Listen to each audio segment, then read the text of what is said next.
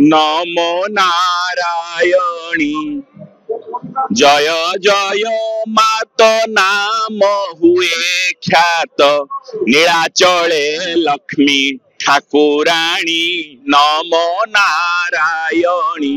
से महालक्ष्मी जार ना रे ये बड़दौलर नाम श्रीमंदिर ये क्षेत्र नाम श्रीक्षेत्र श्री अर्थात लक्ष्मी सान्ताणी तेणु तांकर रोष बा आड़रुषा बा अभिमानिनी से अभिमान करिसंती। आज जेमती प्रत्येक ओडिया घरे स्वामी जेतेबेले पदे न कहिकरी बाहर को चली जाई थांती सेतिके बेले तांकर अर्धांगिनी जो अभिमान करिथांती से अभिमान निदर्शन आज जगत जन देखिबे। सेति आज होउची पंचमी तिथि बा हेरा पंचमी हेरा अर्थ दर्शन करबा बा बुलिबा को जिबा।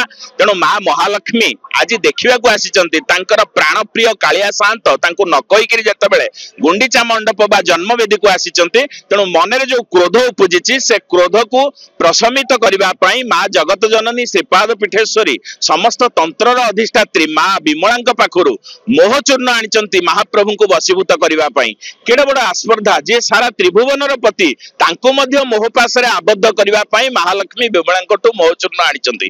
किंतु से मोहचूर्ण एठी कालिया शांत जेहेतु अपराजय सी तांका पाखरे कोनोसी जिनिस कार्य करि न थाए तेणु मां जगत जननी विमलांकर मोहचूर्ण भी एठी किछि काम देइनी। तथापि मांकर प्रति जो अनुराग रहिछि महाप्रभु कालिया शांत से मोहचूर्ण रे मध्य वशीभूत हेइचंती एवं मांक प्रति तांकर जो अहेतुकी जो स्नेह रहिछि तार निदर्शन स्वरूप रथत्रय को अविलंबे दक्षिण मोड़ करा जाउ बोली निर्देश देइचंती।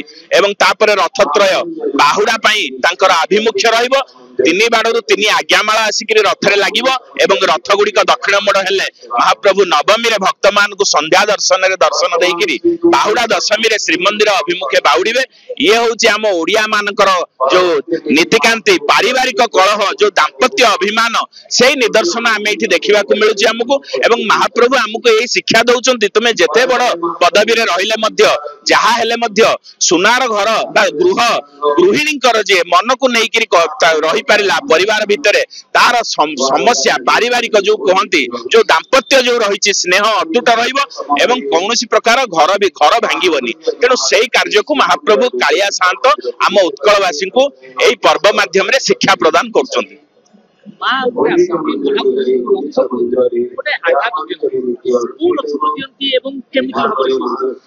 महाप्रभु कालिया शांतर रथ समस्ते आपण माने जानिचंती नंदीघोष रथ 16 चक्र विशिष्ट नंदीघोष रथ। तेणु ए कथा समस्त को जना मां को मध्य जना। तेणु नंदीघोष उपरे से प्रथमे राग सुझाइचंती रथरु काठ खंडे भांगी देवार तांकर कार्यक्रम रहिछि जहा कि आगुरु महाराणा सेवक माने प्रस्तुत होइकरी रहिथिबे। दहीपट्टी मणई हबो वंदापना हबो आरती हबो सेतिके बेले सेही महाराणा सेवक मानक द्वारा रथर गोटिए काष्ठ विघ्न कर दिया जिवो अर्थात भांगी दिया जिवो। एहा कुहा जाय महालक्ष्मी रथर काठ खंडिए भांगी दियंती एवं ए कार्य परे मां महालक्ष्मी जाइकरी महाप्रभु को दर्शन करबा पई जय विजय द्वार निकट रे जेतेबेले उपस्थित हेबे सेतेबेले रत्न सिंहासन रे संध्या धूप पूजा अनुष्ठित होतबो अर्थात संध्या कालीन भोग नैवेद्य ग्रहण करुथिबे एवं से द्वार को बंद कर देबे जेतेबेले ताकू कुआ जाय टेरा पड़िबा। तेणु टेरा पड़िले महालक्ष्मी संपूर्ण अपमानिता बोध करिवे। तेणु अभिमानिनी मनरे अनेक प्रकार अपमान जो कुआ जाए से अपमान जर्जरिता हेकरी बाहर को बाहरी जिवे।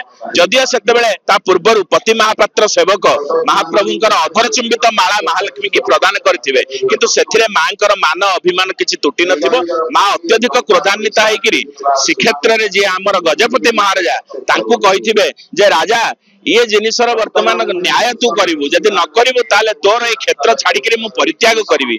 तेणु राजा कि कर्तव्य विमूढ़ होइकरी महाप्रभुंक सहित महालक्ष्मीकर बाहुडा दशमी रे मध्यस्थी साजिकरी मिलन घटैथिबे।